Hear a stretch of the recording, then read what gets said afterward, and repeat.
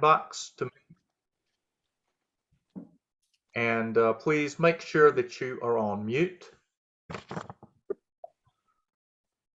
I want to invite everyone to consider joining the Jewish Historical Society of South Carolina as a member.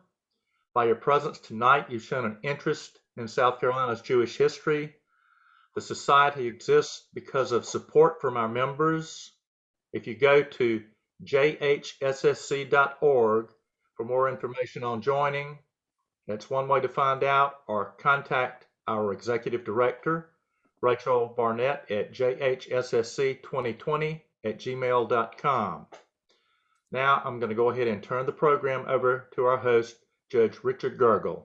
Welcome, Judge. Thank you. Welcome everyone again to the third session on South Carolina Jews in Medicine. You know, we were supposed to do 2 sessions. The history of this was we had done 2 sessions on South Carolina Jews and lawyers, and our dear President Lily Fuller said, well, you better do 2 on doctors. And what was happened is as we got into this area with the help of Alan Nussbaum, who has just been a real partner on this in this journey, the material is so rich that we have decided to let the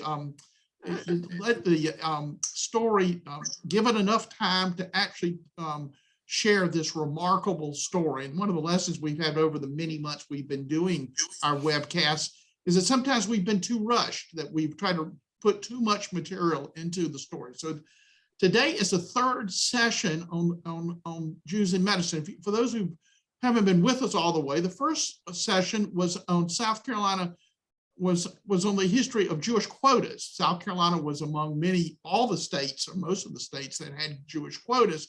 We'd always heard about quotas as sort of a rumor. We thought it was true, but our guest really gave us some of the most important research, really nailing down the details of this practice from the 20s well into the 60s. Our second session was on South Carolina, the rich history of South Carolina Jews in medicine from the 1690s into World War II. And as we were developing for the planning of the third session, post-World War II, we discovered that South Carolina had 2 Jewish Nobel laureates, Dr. Joseph Goldstein of Kingstree and Dr. Robert Furchgott of Charleston and Orangeburg. And as we delved into their story, it was such a rich story that we said we're going to have a session on them. And part of our inspiration is Ray Greenberg's fabulous book, Medal Winners, How the Vietnam War Launched Nobel Careers. We'll let Dr. Greenberg tell us that's the unexpected title of a chapter, something to do with the Nobel Prize. Dr. Greenberg, welcome to the program. Thank you very much, Judge. It's wonderful to be back again with the group. Exactly. Ray was with us. You know, if those of you don't know Ray, he was the president of the Medical University of South Carolina for a number of years, and then he left us to become the vice chancellor of the massive University of Texas health system. And in our last program, he had done some pioneering work on a Jewish physician during the Civil War.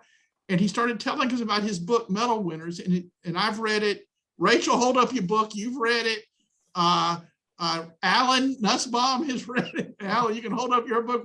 We say we're creating a stampede here of book sales for Medal Winners. You can buy it on Amazon. And let me just tell you, it is an incredible read. We're also going to discuss Dr. Robert Furchgott. And we have his nephew, David Furchgott, on with us. David, welcome. Well, I don't hear that. There you go. There you go, David. Thank you. The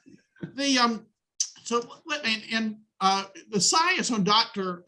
Furchgott's work is a little more difficult for the lay people to appreciate. And Alan is going to lead us through all of this and explain a little bit of the medicine. And David's going to share with us this fabulous history. And we also have, Ray is going to go through very much in great detail about Joe's personal history in Kingstree and then thereafter. So with that, Alan, let you take over. Well, I think we're going to start with Dr. Greenberg. who was known for probably 45 years. He is an extraordinary teacher, researcher, administrator, and pretty awesome person. So I would mention his book once again, not because we're trying to sell it, but because it's a great read. And it reads for people who are technically savvy and people who just want to hear a good story about what medical research is like and what people are like and how hard people have to work to do the kinds of things that end up in a Nobel Prize or any type of scientific achievement. It's a remarkable book and a great read. Anyway, so I'd like Ray to get going and tell us a little bit about Joe Goldstein, how he encountered him, and it's something about his story and the story of his 3 Cone Medal recipients from the 1968 NIH class. So thank you, Alan. It feels like this is all a paid commercial announcement for the book. You've seen 3 copies displayed here, and I think that approaches the total sales on the book. So who knows, it may explode tonight, but it's wonderful to be back with you. Rachel, if you could pull up the slides, that would be great. Why is the camera blacked out?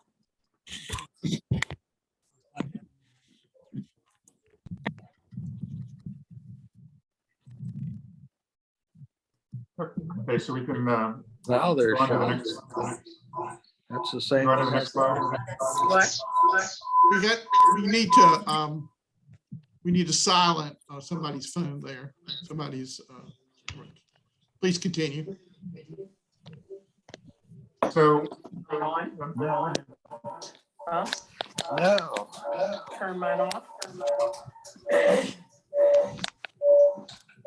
Rachel, can you take care of that, please?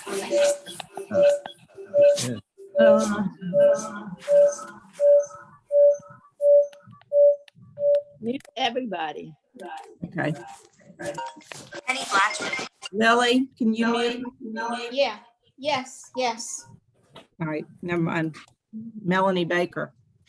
Okay, thank you. okay, so this quartet here looks like it might be the core members of the any synagogue's men's club, but it turns out that they actually have other things in common. All 4 of these characters came to the National Institutes of Health. It's a federal research organization based in Bethesda, Maryland, in 1968, at the height of the Vietnam War.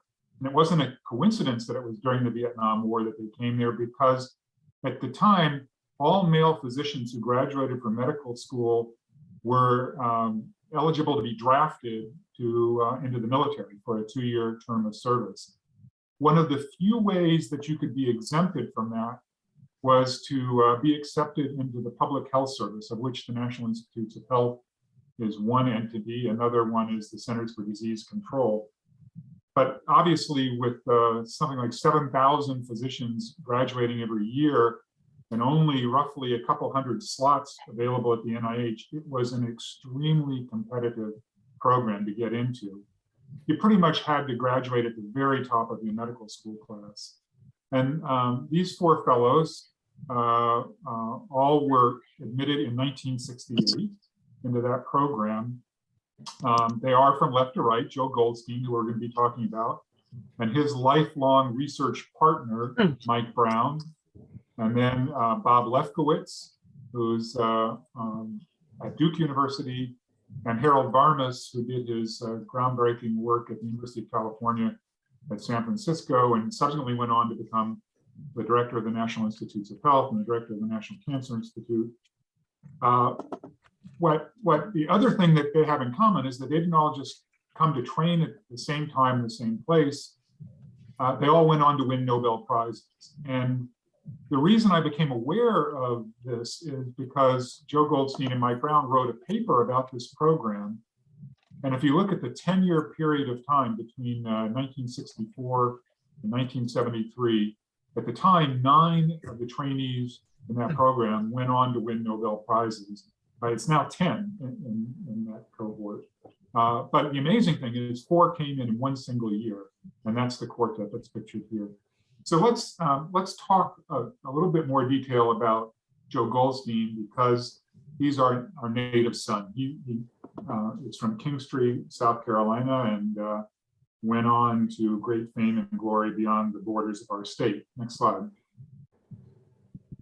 So this is the family department store, Silverman's. It was actually his dad operated this from right before the Second World War. It was originally opened by his father's brother-in-law. The brother-in-law passed away. The store retained its name, but Isidore Goldstein came and operated the store after his brother-in-law's death. This is right on the main street of Kingstree, South Carolina. This picture is, I presume, from around the 1960s.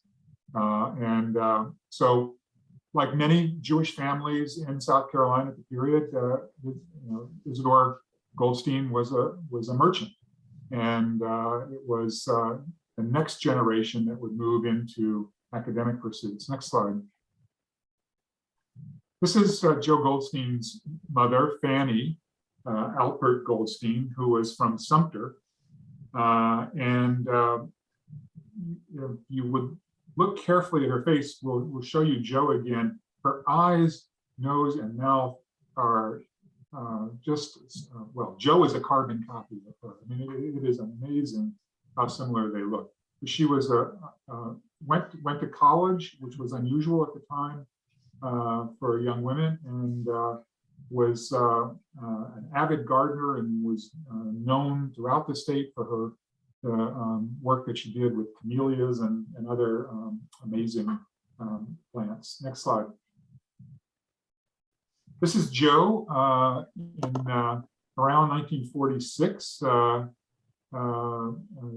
guess, Judge, he's demonstrating his Second Amendment rights here. Hopefully they are just toys and weren't fired, but you can see he's a No Jewish kid had a real gun. That's absolutely true, I'm sure. Next slide. This is the house that he grew up in. The back of the house had a beautiful area, atrium area, where his mother grew many of her plants, and it's obviously sort of a very typical mid-century modern house built in the early 50s. Next slide. He was confirmed at Temple Sinai in Sumter. This photo is, I've never been in Temple Sinai. I imagine a number of people on this call have been. I was pleased to learn from Rachel that she grew up in Sumter, knows this synagogue well, and these absolutely spectacular stained glass windows still are preserved, and it's just an absolute gem of a place. And Joe was not. This was a very reformed congregation. Joe has never been all that observant, but he was confirmed in 1956. Next slide. He was just about every office that you could have in the Kingstree High School. Joe held. He was the editor of the high school newspaper. I love the name of it, the Boll Weevil. This is a picture of him holding the prized newspaper. And one of his most famous stories that he interviewed was, on the next slide, Bernard Baruch. Some of you may know that Bernard Baruch had not only hobcaw plantation on the coast, but he had a second smaller, which I think was about 5,000 acres, plantation, Little Hobcaw, just outside Kingstree.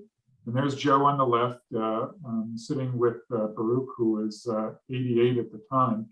And I want to read, Joe sent me an email in preparation for this just the other day, and I wanted to read just a little bit about, give you a little color of his days in Kingstree.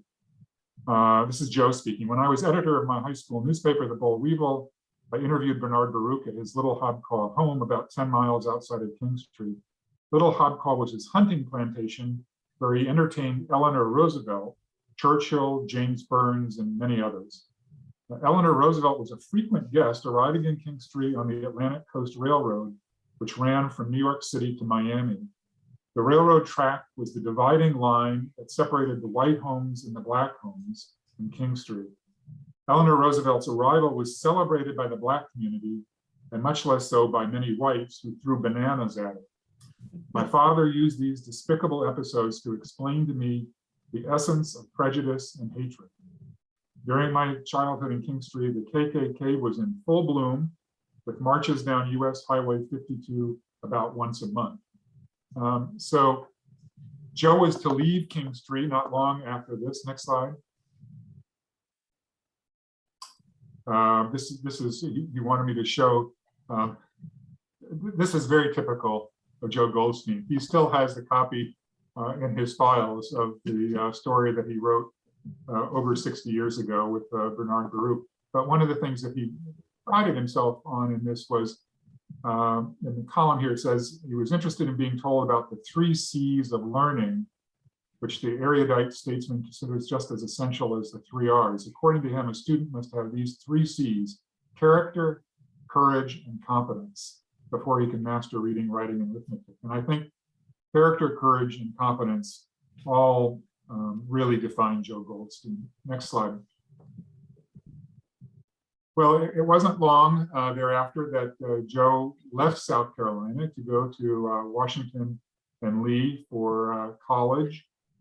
He graduated. He won just about every honor you could win there, and he graduated as the valedictorian of his class in 1962 and gave an address at the graduation ceremony. Next slide. He then went on to medical school at the University of Texas Southwestern Medical School in Dallas. It really was a very last-minute decision. He'd already been admitted to Washington University in St. Louis, which was really a premier medical school at the time. University of Texas Southwestern was kind of still a startup school, mostly catering to Texas students. And so it was very unusual for them to accept somebody from out of state. But one of his best friends from W&L, who was from Dallas, was admitted there, convinced Joe to come and interview. They accepted Joe, and he went on to graduate. Again, this is sounding a little repetitious, first in his class at the University of Texas Southwestern Medical School in 1966. Next slide. So this is him the following year at the Massachusetts General Hospital, one of the premier hospitals in the United States, where he was an internal medicine resident. You can see he's in the 3rd row there on the end with the white arrow pointing at him. And then you can see in the 2nd row, a young man, a black arrow pointing at him, is Michael Brown. And here I have to tell you a little bit about Mike Brown, just because Judge Gergel wanted me to tell one specific story. Mike Brown grew up in the suburbs of Philadelphia and went to the University of Pennsylvania on a full scholarship, went on to University of Pennsylvania Medical School. But when he was in college, his mother worked, his father was in the textile business. His mother worked in various secretarial positions, and one job that she interviewed with was a major pharmaceutical company in the Philadelphia area, and she went there for the interview, but nobody had bothered to tell her that she'd be working in an area surrounded by cages of mice and rats. And turns out she had a deathly fear of the rodents, so she walks into this, sees them all around her, and immediately faints. So they call an ambulance, and as she's being rolled out on the stretcher, the guy that runs the lab is very concerned about her well-being and asks her, is there absolutely anything that he can do for her? And she says to him, looking up from her stretcher, not so much for me, but I have a son who's at 10, and if you could find him a summer job, that would be wonderful. And so the classic Jewish mother, right? Right. I mean, here she is being rolled out on a stretcher, but thinking about finding an opportunity for his son. And that was his first introduction to research, medical research. So it's all really thanks to his mom. But at any rate, Joe and Mike became fast friends at Mass General Hospital. They were there together for 2 years, but they had already been accepted when they were graduating medical school into the program at the National Institutes of Health. Next slide, please. So this is the clinical center, which is one of the largest buildings on the NIH campus in Bethesda from about the time period that maybe a little earlier than when Joe and Mike arrived there. And this clinical center is an amazing facility, way ahead of its time. Patients were cared for along corridors, and then immediately behind them were research laboratories, so that Joe or Mike could see their patients, take care of their patients, and then go back directly into their labs and conduct research. And this really was, at the time, the premier place to train in research in the United States. Next slide. Now, just to emphasize that Joe was obviously an incredibly talented guy, but also luck has followed him throughout his career, as is typical of many distinguished scientists. At NIH, he was supposed to come and work with someone else who left NIH before he got there. So he had to scramble to find somebody else to work with. And a friend of his that he knew from Mass General was working with this fellow by the name of Marshall Nierenberg. And Joe got admitted into the lab at the last minute. 4 months later, Marshall Nierenberg, it was announced that Marshall Nierenberg was the co-recipient for the 1968 Nobel Prize for his work deciphering the genetic code, figuring out how the nucleotides in DNA are ultimately responsible for coding for the transcription of proteins. All of that work was done by Nierenberg and competitors at a few other institutions. So Joe worked for a Nobel laureate. And this is not an unusual story. Many Nobel laureates earlier in their career had some part of their training under the direction of another Nobel laureate. Next slide. Ray, could you describe what the life of a associate at the NIH was? I mean, what their responsibilities were, how it was split up, and how much sleep they got, which is probably very little. Well, actually, they got a lot more sleep than when they were residents. They had really two jobs. I mean, the reason they wanted physicians is because they needed people to care for the patients that were admitted into the clinical center. Nobody gets into the clinical center unless they're on some sort of research protocol. But you had a lot of patients who were really sick. And this slide shows you, this isn't a patient from the NIH, but this is showing the same disease as a patient that Joe cared for when he was there. A 6-year-old girl who had a disease that we, as doctors refer to as familial hypercholesterolemia. It's familial, it's genetic. Hyper means it's too much. And cholesterol, we all know what that is. Anemia means it's in the blood. So these are kids, if both parents have the defect, so you get a double dose of it, those kids have cholesterol levels that are about 10 times normal. And at the time, they had no idea what was the genetic defect that was responsible for this. And it causes these deposits that you see at the joints and under the skin. Those are actually collections of cholesterol in young children. But it's also on the right is an angiogram. It's showing the coronary arteries, and there should be 3 of them that you see very well there, and you only actually see 1 of them, and that's because there's a major blockage in the left main coronary artery here. And so that's often these children died in their teen years from having heart attacks, and just a horrible genetic disease. Next slide. And this made a huge impression on both Joe and Mike, who we introduced to this patient. They both finished their training at NIH. Joe then went on to Seattle for some extra training in genetics, and they hooked up. Joe convinced Mike to come to the University of Texas Southwestern, where Joe had gone to medical school and had promised after his further training that he would come back and be on the faculty.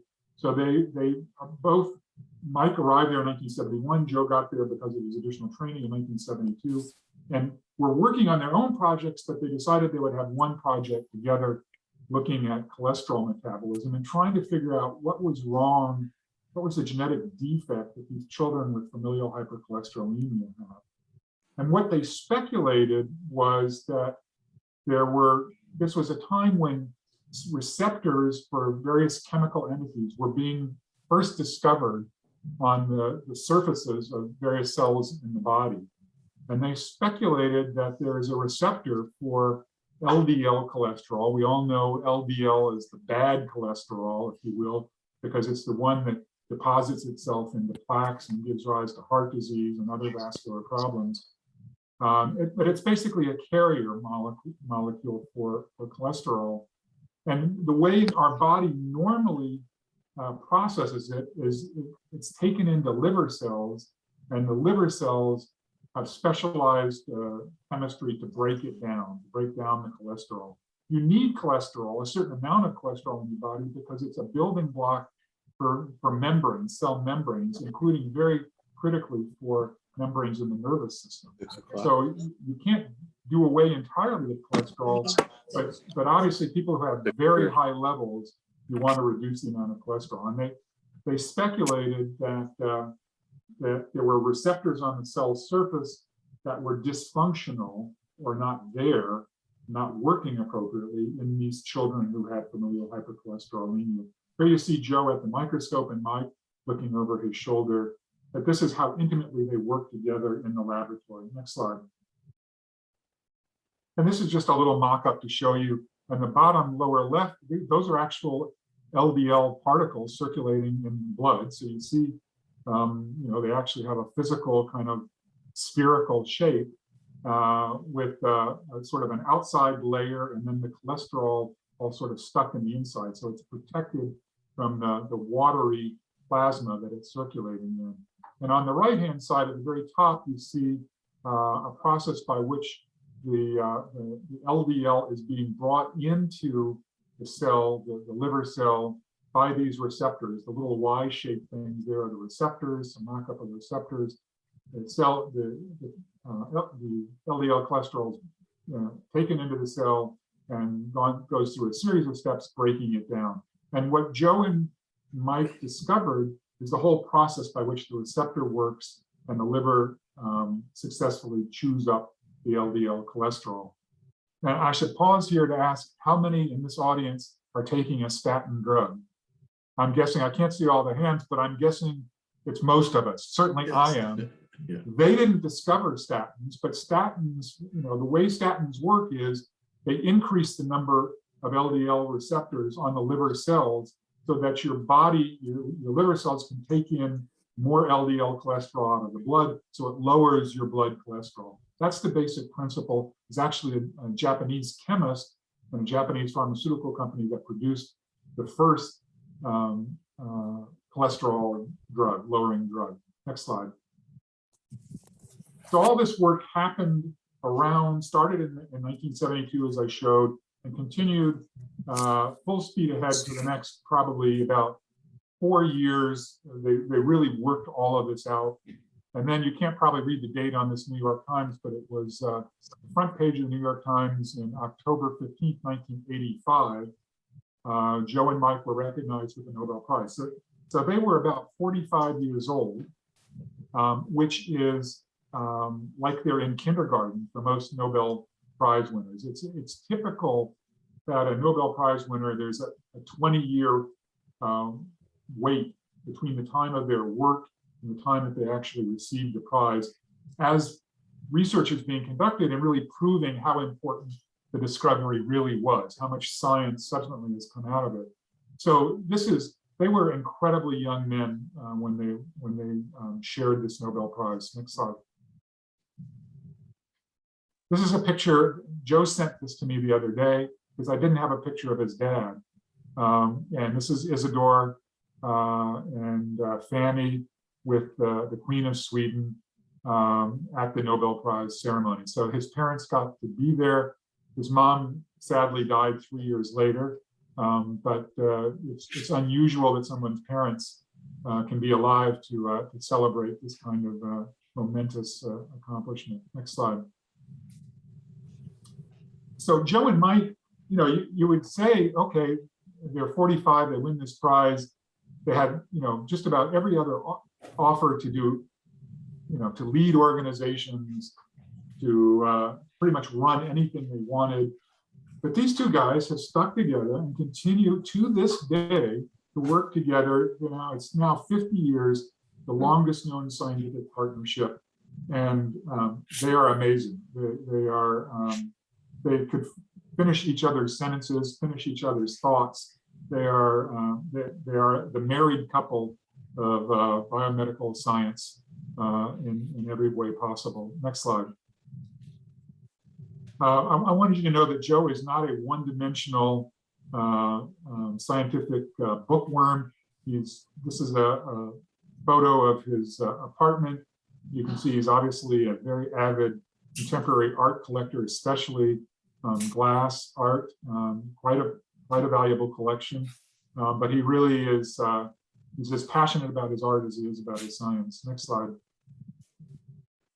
And then this is a sign outside King Street welcoming those of you to the place. You know, perhaps some irony. This is probably a road that the Ku Klux Klan marched down 70 years ago. And here it is celebrating Joe Goldstein today. So Ray, I have to interject here that my mother is a native of King Street. The Silvermans and my grandparents, Sam and Rebecca Friedman, were the closest of friends. And in the early 2000s, I drove into King, or maybe in the 1990s, I drove into King Street and I saw this sign. And I'd never heard of Joe Goldstein. And I went home, it was before cell phones. So I came home that night and I called my mother and I said, Mama, who was Joseph Goldstein? And she says, well, that's Mrs. Silverman's grandson. That was how she introduced him. And I said, well, Mom, he won the Nobel Prize in medicine. She says, yeah, Joey was always a really smart boy. She just, you know, she thought it was perfectly normal that a Jewish kid from King Street would win the Nobel Prize. She wasn't surprised at all. well, I like the fact that she identified him on the basis of who his grandmother was. Yes. Anyway, thanks for the opportunity to talk about Joe, and turn it back to you, Alan. Alan, you need to unmute. Yeah, tell me a little bit more about the other two people in this quartet that you talk about in the book, because their stories are different but similar. And you know, the time of life, the time of politics, a little bit about the Vietnam War. In the beginning of your book, you really give an incredibly concise but accurate summary of the war and what it did to people in the States, and how it changed people's educational and their clinical trajectory. Well, thanks, Alan. For one point is, except for Joe, none of the four people that I focused on, all who went on to win Nobel Prizes, none of them had done serious research before they came to the NIH. They all, to a person, aspired to be clinicians. I mean, they wanted to be teaching physicians at a university hospital, but their role models were whether they went to Southwestern or they went to Penn or Columbia. The other two went to Columbia. Their role models were mostly practicing physicians, and that's what they aspired to be, with maybe a little research on the side. The interesting thing, we talked about this the other day with Judge Gergel, they all were either the editor of their school newspaper or yearbook. They all had tremendous interest in literature. In fact, Harold Varmus was debating between going to medical school or going to graduate school, chose to go to Harvard to be an English literature major, but got decided within a year that wasn't for him, and then went to medical school instead. So apparently someone told us that Joe Goldstein had to decide whether he was going to be a concert pianist or to go to medical school. Do you know about his I don't know about his piano playing. I've never heard him, but it may be true. These guys were Renaissance men in every way. Yeah, I mean, all of them had tremendous outside interests. They they came. The four of them came to NIH at the same time. Varmus and Lefkowitz were from the same medical school class. They pretty much, I think, finished first and second in that class. Lefkowitz worked on, we talked about cell surface receptors. He worked on hormonal receptors and did one of the first discoveries of while he was at NIH of a hormonal receptor. Then went to Mass General where he studied cardiology. That's what he was interested in. He was frustrated with research after his first year at NIH. The second year, he really hit home runs, but like many early investigators, he was very frustrated not getting results. And as soon as he was not doing research, he realized how much he missed it. And on the side, kind of secretly, while he was a fellow, started doing research and continued to work on receptors that would be heart-related receptors. And that's what he ended up spending his entire career on. And he worked on so-called, you have the sympathetic nervous system. That's the automatic nervous system in our body, the sort of fight and flight response that we have under stress. He worked on the receptors that guide those processes. He was the last one to win his Nobel Prize. He could have won it earlier, but was not selected when there was other work on receptors related to what he was working on. And he did not receive his Nobel Prize until, I guess, 2012. And then the last one is Harold Varmus, who studied at looking at genetic control of processes when he was at NIH, but he was really interested in cancer. And at the time in 1968, cancer research was at a very preliminary stage. He ended up studying, he went out to California, and they studied a rare type of tumor in chickens, the Rouse, that's caused by a virus. From that, they learned that the virus causes changes, its genetic material gets incorporated into the host genetic material, and it causes mutations that then can lead to cancer. And that was the first real discovery. He also had a partner that he worked with there. That was really the first discovery of a specific genetic defect leading to the development of cancer. Now there are many more that have been identified, but that was really groundbreaking work. He was also very young at the time that he won. He won in the 90s, or 89, he won in 89. So he was still under 50 years old when he won. After several years later, he went back to the NIH to be the director. That was during the Clinton administration. And then he came back in the Obama administration as the director of the National Cancer Institute. All four of these guys, they're in their 80s now. All of them still going to work every day. Well, I mean, during COVID, they haven't been physically going into work, but they are continuing to do scientific work. And that photo at the very beginning is from the Lasker. They're all members of the Lasker Award, which is sometimes euphemistically called the American Nobel Prize, because so many recipients of the Lasker have gone on to win Nobel Prizes. They're all on the selection committee for recipients for the Lasker Award. And that's where that photo was taken. Ray, they're also, let me just ask it, they're all four Jewish sons of children or grandchildren of immigrants, correct? That's absolutely correct. And so I think, one of the things that this got me interested in, so all four of them are Jewish. 3 of their 4 mentors at the NIH were also Jewish. So 7 out of 8 people involved in this 1968 work were Jewish. It's not a coincidence. I mean, there's something on the order of around a quarter of Nobel Prizes in physiology and medicine have been awarded to Jews. Most of those from the United States, although many of them were born elsewhere and moved to the United States. But this is, there's kind of a peak of these Jews that happened during really this period of time. And most of them were first or second generation children of immigrants from Europe. And I think this is really a common story that we're now seeing with other ethnic groups migrating to the United States. The Asians, if you look at the demographic of medical schools today, it's shifted from being a high proportion of Jews to a high proportion of Asian Americans.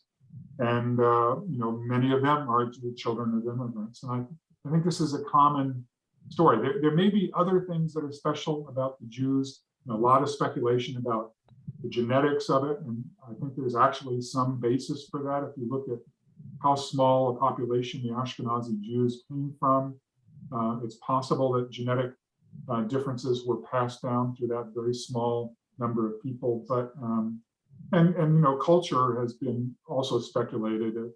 Sitting around the table arguing about this or that topic is kind of cutting your teeth as a scientist. That's the way scientists think and argue about things. So all of those factors, I'm sure, contribute, but I think mostly it's being the children of immigrants and striving to find a pathway to success.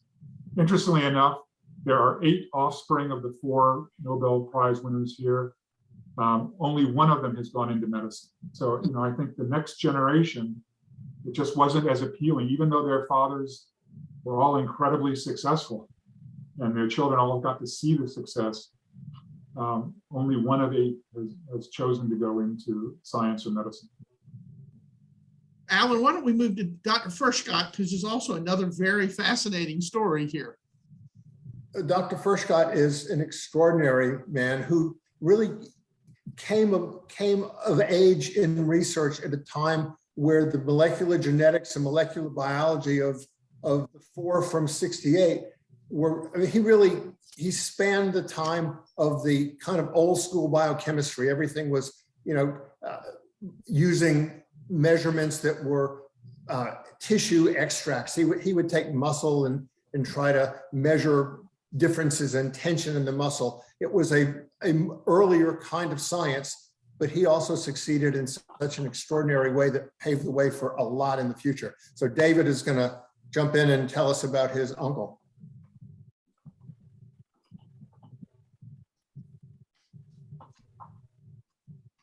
David? There we go. We got it? Yes. Yeah. Can you hear me? Yeah. My uncle, Robert Francis Furchgott, shared the 1998 Nobel Prize in Medicine, officially referred to as the Nobel Prize in Physiology and Medicine. The award was for discoveries concerning nitric oxide as a signaling molecule in the cardiovascular system.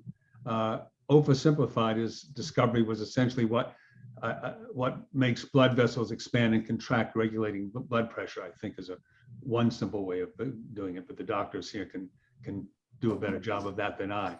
His discovery led to hundreds of related areas of research. It explained the long-standing mystery of since the 1870s as to why nitroglycerin tablets worked in relieving chest pain. It inadvertently led to the discovery of Viagra. Robert was the middle child of 3 brothers. His oldest brother, Arthur Furchgott Jr., was born in 1912. Robert was born 4 years later in June of 1916. The youngest of the 3 brothers was my father, Max, who was named after his grandfather, my great-grandfather. Max was born 17 months after Robert in December of 1917. They were born close and they were extremely close throughout their lives. They were best friends, even though they lived apart their entire adult lives. In the picture that you see, Robert is the one in the sailor suit. My dad is sitting on my grandmother's knee, and Arthur is the older one, 4 years older, and the 2 of them are at the beach. The other picture is at my dad's wedding with Robert on the left, my father in the middle, and his older brother on the outside. They regularly wrote and talked to each other and had occasional visits and spent time, summertimes together, oftentimes when we were younger. Robert's parents, my grandparents, were both born in South Carolina. And I wanted to tie this to South Carolina and his familiar ties and ties to Charleston, to Orangeburg, and to Judaism.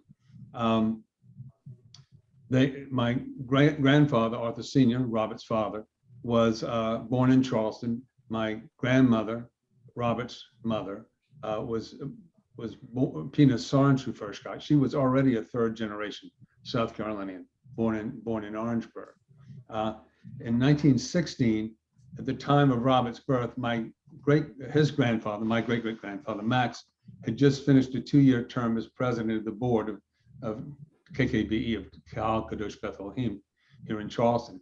By then, Max had been a member of the temple here for 30 years. He had immigrated from Nitra, often described as a center of Jewish learning in what is now Slovakia, what was then the Austro-Hungarian Empire. World War I was raging at the time of Robert's birth in Europe, and a year later, the US entered the war. His grandfather, Max, helped to start the Young Men's Hebrew Association in Charleston. He was on the board of the Jewish Benevolent Society and other Jewish organizations. Robert's father and grandfather were active in the Masons here. The Furchgotts were an affluent Charleston Jewish merchant family. Max had been very active in Charleston society charities throughout his time here, and particularly after the earthquake in 1886, when they moved their children, my grandfather and his siblings, to New York for several years until Charleston was rebuilt. While Robert never spoke to me about his early public school education in Charleston, he was first exposed to possibly the best natural science education through the Charleston Museum here and its innovative director, Laura Bragg. He cites this in his autobiographical statement that's on the Nobel website, which I encourage people that are interested to read. The Charleston Museum is the oldest public museum in the country. In the 1920s, it was the first public museum in the US to have a woman director. Ms. Bragg remained the director until the Great Depression in 1929. She was a nationally recognized museum educator and innovator, and this was a fortunate confluence of events from which Robert Furchgott, the writer Robert Marks, and many other Jewish and non-Jewish smart and talented young Charlestonians benefit. At home, Robert's parents reinforced his interest by buying him a chemistry set and a beginner's microscope. The family lived just south of Broad on Colonial Street in a home that they had constructed. Later, they sold that house to Max Krawcheck, and it's now owned by Lenny Krawcheck. So it's been a Jewish home since it was built. Like many of the assimilated Reformed Jewish kids, the Furchgott boys mingled with other Reformed Jewish and non-Jewish downtown children in that neighborhood. 2 other Furchgott relatives built homes on that block. In 1919, when Robert was 3, his grandfather, again, my great-grandfather, gave a talk at the temple in Atlanta for their annual meeting about the history of Jews in Charleston and the history of KKBE. Around that same time, Robert's great uncle, Leopold Furchgott, who headed family department stores in Jacksonville, represented Florida in the National Board of the American Jewish Committee. The Furchgotts were classical Reform Jews. To my knowledge, none of my dad and Robert's generations spoke Hebrew or had a deep interest in ritual. They were very involved in their communities. On Robert's 5th birthday, June 4th, 1921, his grandfather, the elder Max Furchgott, died at age 76. The younger Max, my father, was 3.5 then. Responsibility for M. Furchgott and Sons, department stores in Charleston, went to Robert's father, my grandfather, Arthur, and Arthur's 2 brothers, Melvin and Oscar.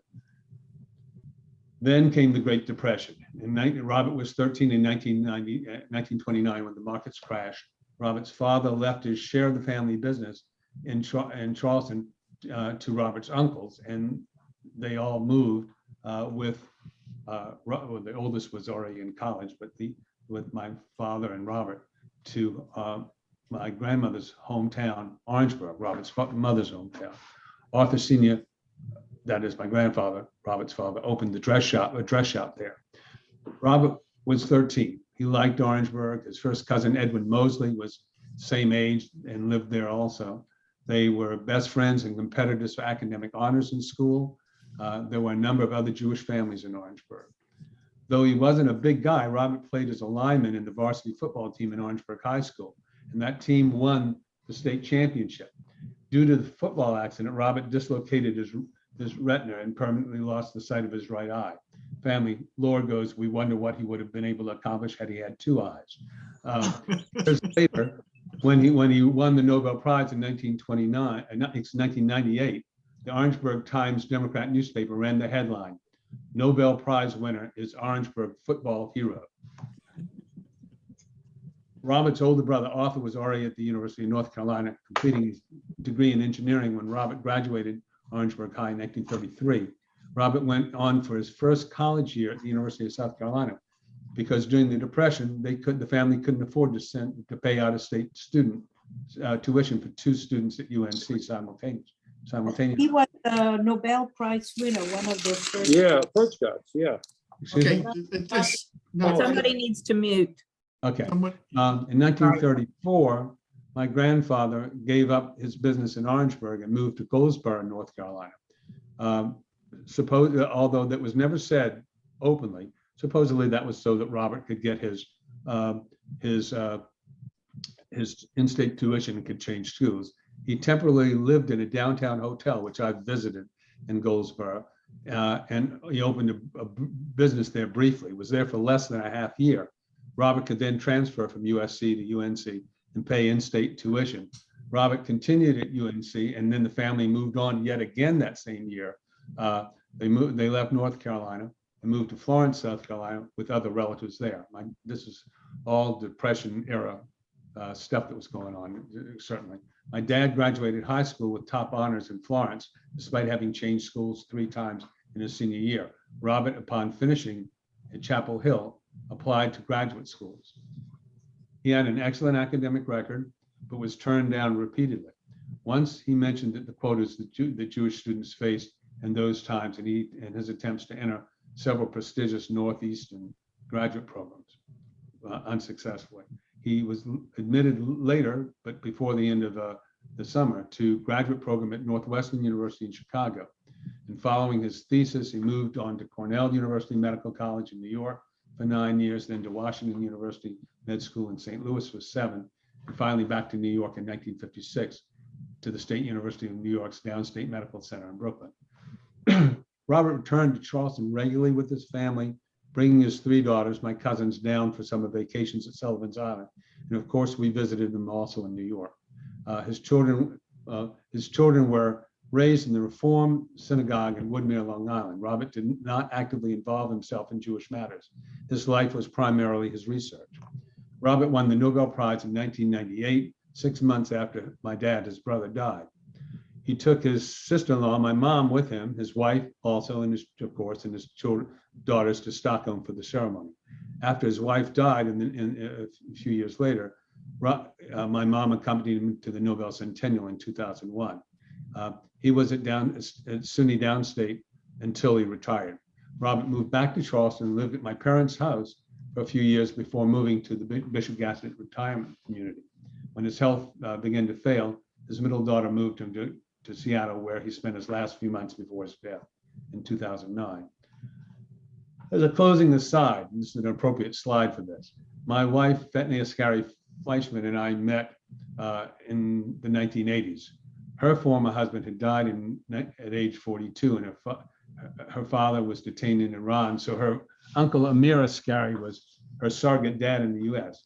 Amir was head of pharmacology at the Medical College of Ohio in Toledo. Amir called to check up on her regularly after her husband's death, and Fetney told her that she had started to date someone sometime later whose uncle also was a biochemist and pharmacologist.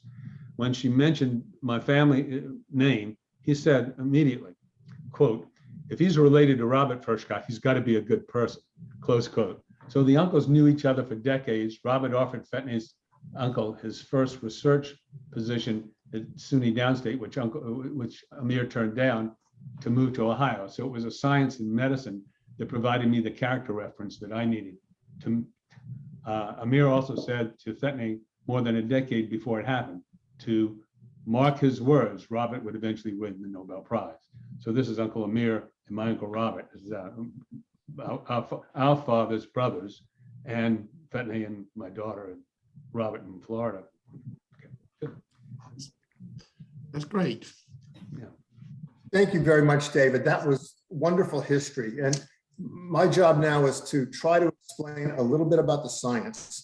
And I'm going to make it very simple because I really, the complexity of what he accomplished is extraordinary. And as I said before, he did it with tools that were primitive by today's standards. But what he did is he found something called EDRF, and he called it endothelial derived relaxation factor. It is a substance produced inside blood vessels that causes blood vessels to relax. And that's sort of why the tabloids really got on this whole thing with Viagra and all the erectile dysfunction drugs, because his research led to that kind of understanding of vascular regulation that allowed these drugs to happen. But in fact, there are so many manifestations of the information that come from this that are so much more important.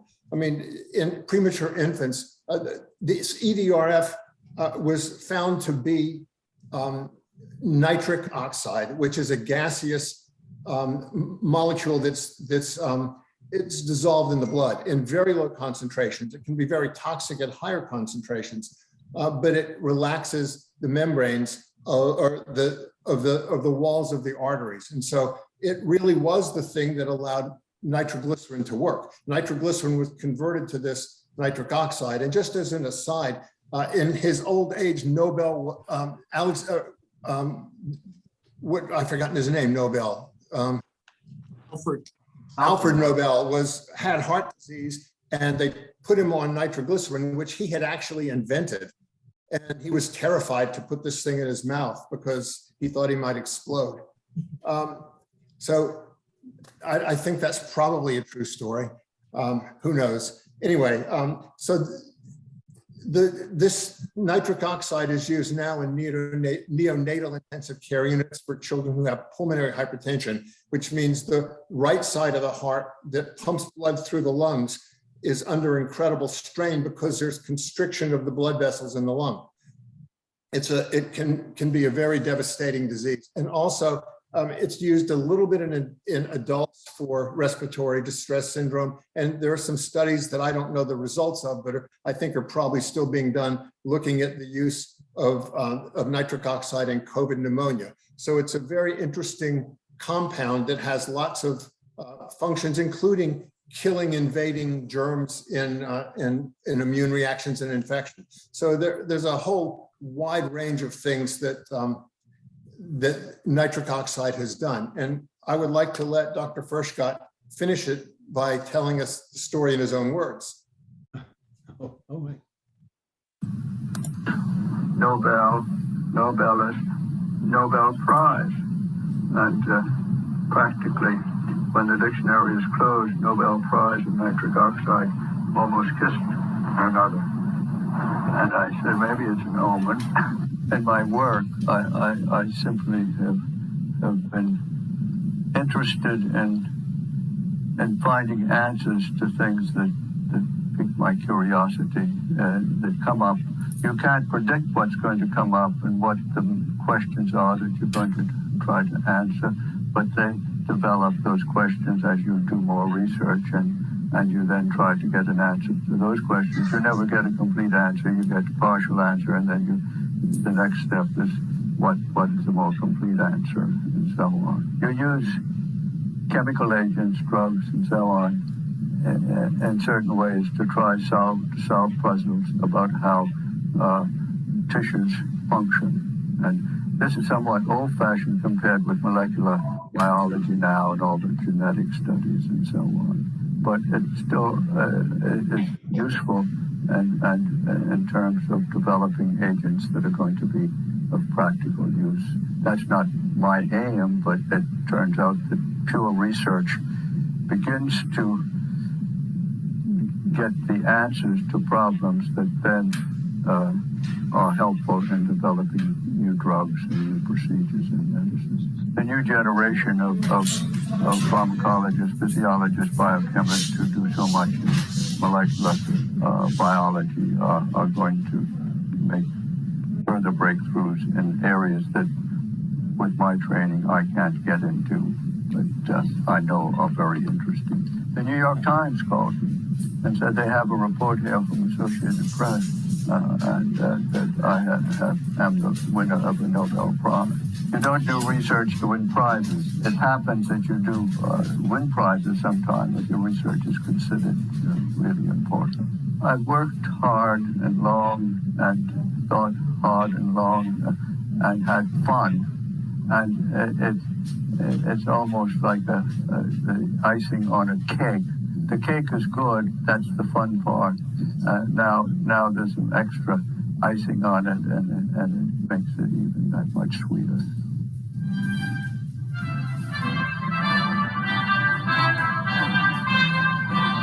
On behalf of the Nobel Assembly, I wish to convey to you our congratulations, and I now ask you to step forward to receive your Nobel Prizes from the hands of His Majesty the King.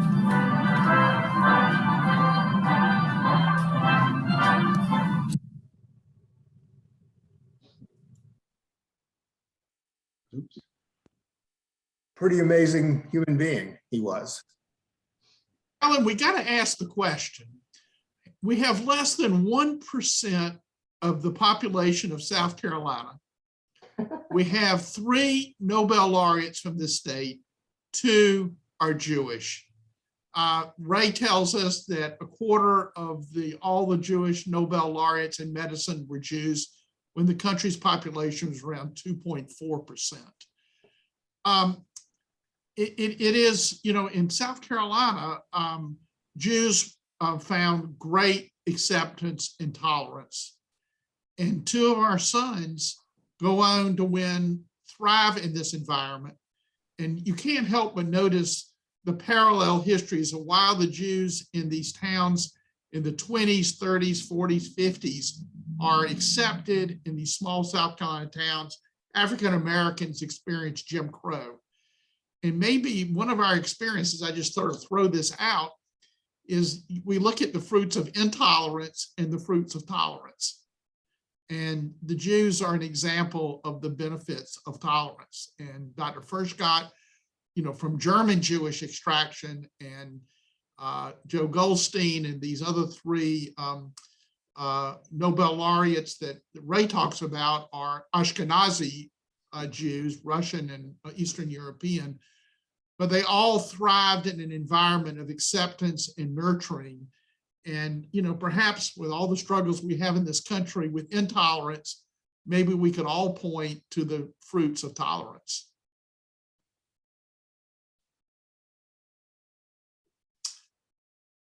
Do we have, Rachel, any questions? Alex, have you been checking the chat box? Because I've been, are there any questions, Lily? Have you looked? No, there are not any questions at this point. Okay, The only question that we saw, I believe, was answered, and that was whether Joe Goldstein's father was an immigrant to. He was a first generation. He was, first generation, like probably most of our fathers or grandfathers were who are on this call. Well, on this program. Well, let's talk a little bit about our 4th session, if we might. And let me just say, Alan Nussbaum has been a dream through this, helping us with South Carolina Jews in medicine. It's not every day you get a Harvard Medical School grad as your partner in doing a program, and Alan has just been a dream. Alan, tell us a little bit about our December 19 program. You need to, yes. I'm not smart enough to unmute, but anyway. We're gonna deal with physicians in Charleston, and as I was going through the list of people that I could think of and other people told me about, we were almost at 3 digits in terms of the number of physicians that practice in Charleston in the last 50 years. And by the way, that's as opposed in almost every other city, there's just a handful of them. It's a very small number. And so there are a couple of practices that stand out, and I think we'll talk about their unusual circumstances. The Rittenberg brothers, who were from Charleston but sort of moved all over, they were orphaned early, and they essentially put each other through medical school.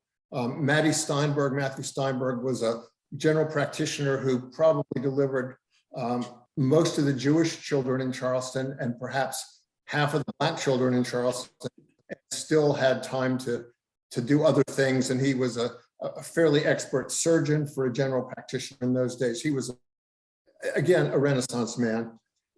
And then we're going to talk a little bit about Ralph Coleman, who was an internist in Charleston, who was the first Jewish president of the Medical Society of South Carolina, the Roper Group, as far as I know, and just really focus on his political input into the Medical Society at a time where Roper was trying to stay segregated.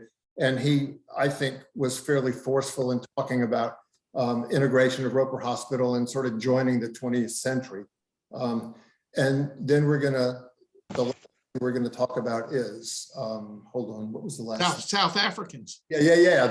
A bunch of South Africans came to Charleston and practiced medicine in the last 30 years or so of the 20th century. And all of them have been incredible contributors, some to MUSC, some in the private community. They've been great teachers and great colleagues. But they were refugees from apartheid. They were running away. Essentially, not refugees. I mean, they weren't forced to leave, but they were out because of apartheid and because of the political situation.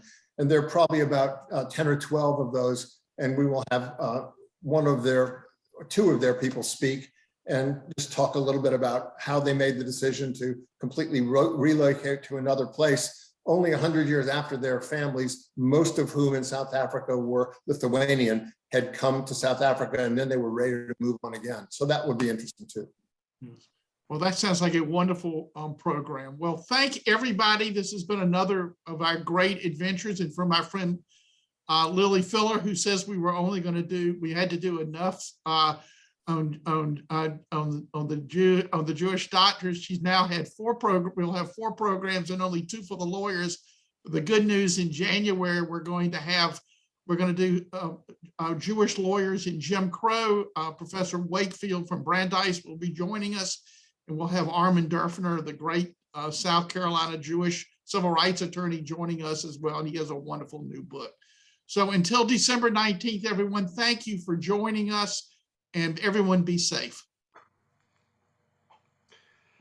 I'd like to reiterate that. Thank you very much, Alan and Richard. On behalf of the society, we'd like to wish everyone and their families a safe and happy Thanksgiving, and also a happy Hanukkah. And until December 19th, take care. And Thanks everyone for participating. Thank you. Good night. Very interesting. Great job, everybody. Thank Good you. night. Good night.